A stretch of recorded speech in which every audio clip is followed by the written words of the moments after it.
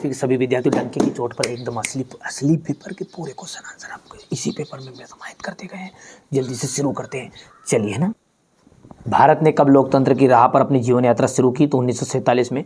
भारत में वन्य जीव सुरक्षा अधिनियम कब पारित हुआ? तो 1972। प्रथम प्राथमिक क्षेत्र की गतिविधि है मछली पकड़ना। भारत की प्रमुखतम आयात वस्तु है तो खनिज तेल। यहाँ से साक्षरता दर वाला राज्य कौन सा है? तो केरल।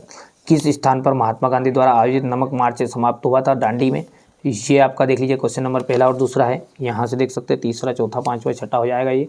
रिक्त स्थान है। अलोकतांत्रिक सरकारों में पारदर्शिता नहीं होती। भारत में केंद्रीय सरकार ज़्यादा शक्तिशाली होती है। केंद्रीय सरकार हो गया। तृतीय क्षेत्र में श्रमिकों का वस्तुओं का उत्पादन नहीं करते। एक प्रजातांत्रिक सरकार जनता के प्रति उत्तरदायी है। विभिन्न देशों के बाजारों को आपस में जोड़ना ही अंतर्राष्ट्रीय बाजार कहलाता है।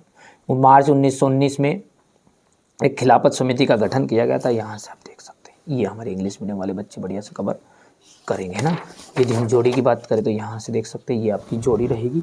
लेकिन यहाँ से देख सकते हैं, ये महत्वपूर्ण सूचना आप सबको देना है। यहाँ पर ये इसको इंस्टॉल कर लेना है और यहाँ से अपने चैनल को फॉलो कर लेना है यहाँ पर, ठीक है। कई बार क्या होता है, कई बच्चों के पास ये शो नहीं हो रहा है, ये पेपर है ना, कर लेना बेटा ना। रात में कोई सी चीज़ आएगी तो मैं डाल दूंगा। कई बार शो नहीं हो रहा तो सेटिंगों को देखो, अपनी सेटिंग में कोई गड़बड़ है इसलिए आपके पास शो नहीं हो रहा है ना। अब तो फॉलो करके रख लेना है ना भैया, बढ़िया से, है ना भैया। चलिए तो आप तो बढ़िया से कंप्लीट कर लिए। चलिए तो यहाँ से जुड़िए। संगठित क्षेत्र का यह कारखाना अधिनियम। नई आर्थिक नीति लागू की गई 1991 में। फ्रेडरिक सार्यूक का जाएगा यहाँ पर फ्रांस। वंदे मातरम का जाएगा आपका यहाँ पर बंकिम चंद्र चट्टोपाध्याय। कपास का जाएगा महाराष्ट्र। आधी से ज़्यादा आबादी गरीब जो है वो बांग्लादेश की है ना, सबसे गरीब राज्य है बांग्लादेश। ये यहाँ से इसको देख सकते हैं आप।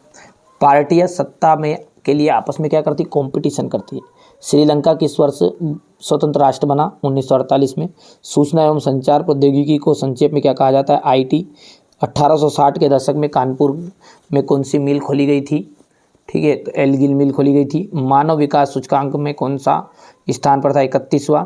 आनंद मठ के उपन्यास कंप्लीट। आगे बढ़ते हैं और अगला क्या है हमारा वो देखिएगा ध्यान से, ये इंग्लिश मीडियम वाले बच्चों के लिए रहेगा, ठीक है भैयू। अब है कृषि जो है प्राथमिक क्षेत्र के अंतर्गत आती है, सत्य है। वैश्वीकरण से क्षेत्रीय विषमताएं कम हुई है, असत्य रहेगा। सिविल नाफरमानी आंदोलन के में छात्रों ने बड़े पैमाने पर हिस्सा लिया।